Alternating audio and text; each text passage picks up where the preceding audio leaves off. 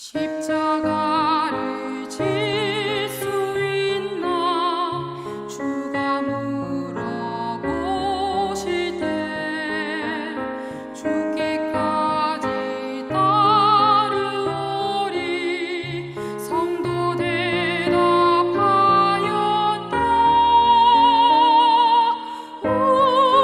우리의 심령 주의 것이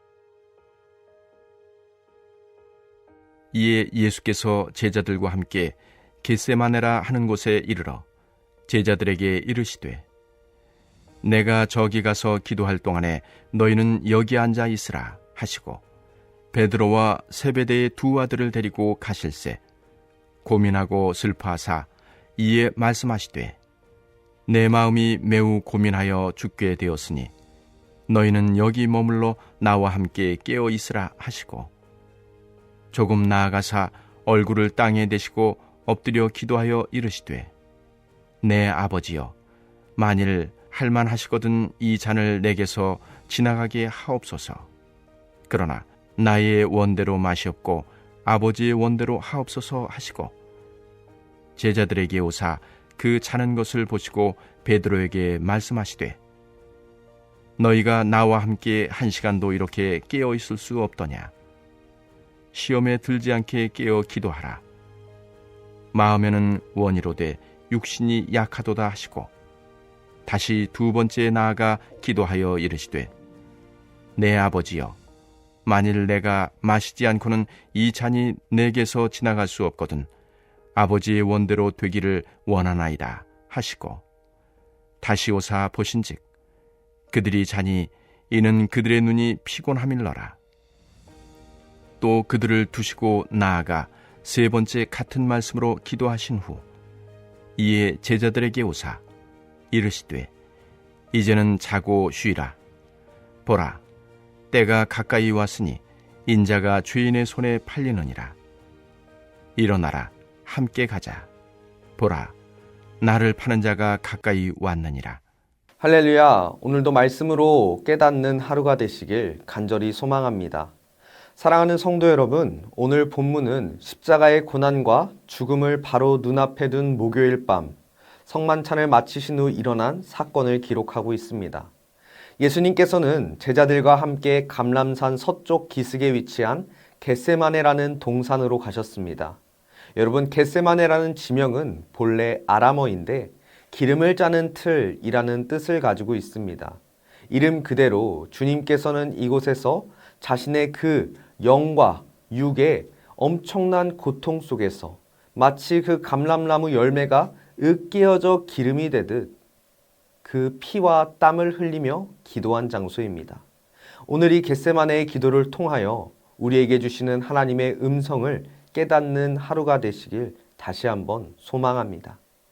오늘 본문 37절과 38절을 보면 예수님께서는 베드로와 야고보, 요한 세 제자를 데리고 내 마음이 심히 고민하여 죽게 되었으니 라고 말씀하십니다.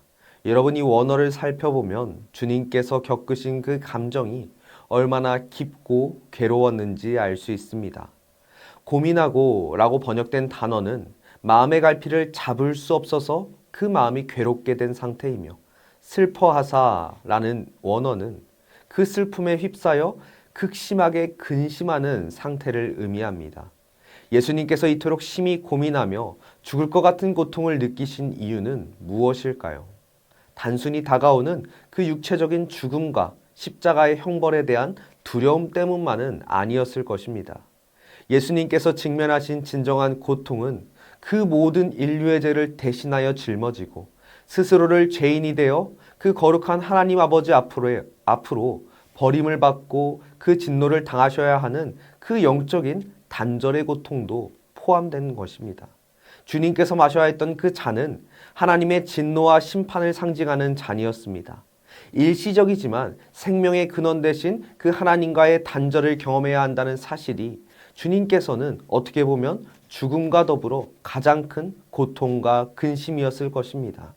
여러분, 이러한 고통을 겪지 않으셔도 되는 참 신이자 참 인간이신 예수님께서 이 아픔과 근심을 겪은 이유는 무엇일까요? 바로 우리의 마음을 같은 위치, 어떻게 보면 더 낮은 곳에 위치하여 우리를 공감하시고 사랑하시고 구원하시기 위함입니다.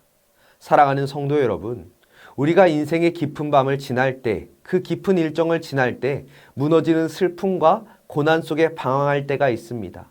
여러분, 그럴 때 우리를 온전히 돕고 위로할 수 있는 분은 바로 예수 그리스도라는 것입니다. 주님은 겟세마네에서 겪은 그 고통과 그 아픔을 통하여 우리의 고통을 너무나 잘 아십니다. 우리가 고통의 자리, 아픔의 자리에 계신다면 여러분 그 자리에서 도망치지 마시고 여러분 눈을 들어서 그 주님 앞에 나아가 여러분들의 마음을 솔직하게 쏟아놓으시길 간절히 소망합니다. 이어 우리는 영적인 잠에서 깨어 시험에 들지 않도록 늘 깨어 기도해야 합니다. 예수님께서는 피를 토하는 심정으로 기도하시는 동안 여러분 제자들은 무엇을 하고 있다고 기록되어 있습니까?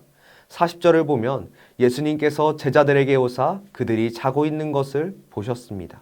주님은 바로 얼마 전 목숨을 걸고 주를 따르겠다고 장담하던 베드로를 향하여 너희가 나와 함께 1시 동안을 이렇게 깨어 있을 수 없느냐라고 탄식하며 책망하셨습니다. 여러분 제자들이 잠든 것은 단순히 그날 만찬으로 인하여 피곤한 그 육체적 피로만을 의미하는 것은 아닙니다. 43절을 보면 저희 눈이 피곤함일러라 라고 기록하지만 그들의 수면은 영적인 게으름과 무관심을 가리키는 즉 영적인 잠이라는 것입니다. 여러분 더욱이 이것은 주님께서 가장 고뇌하시는 순간에 제자들이 주님을 돕지 못하도록 막고 그들을 실족하게 하려는 어떻게 보면 사단의 교묘한 공격이자 시험의 결과이기도 했습니다. 그래서 예수님께서는 41절에 무엇이라 말씀하시냐? 시험에 들지 않게 깨어있어 기도하라. 마음에는 원이로되 육신이 약하도다 라고 엄히 명하십니다. 제자들의 내적 의지는 주님과 함께 깨어있기 원한다고 했을지 모르겠지만 인간의 연약한 육신과 우리의 그 죄악된 본성은 피곤함이라는 그 장애물조차도 이기지 못하고 쓰러지는 연약한 존재라는 것입니다. 마땅히 깨어있어야 할 시간에 그 영육간의 깊은 잠에 빠진 제자들은 결국 위기가 닥쳤을 때 그 시험을 이기지 못하고 주님을 버리고 도망가는 어떻게 보면 그 일시적인 실패를 겪게 됩니다. 오늘날 이 시대를 살아가는 우리도 마찬가지입니다. 여러분, 세상의 유혹과 어떻게 보면 사단의 시험은 더욱더 다양해지고 교묘해집니다.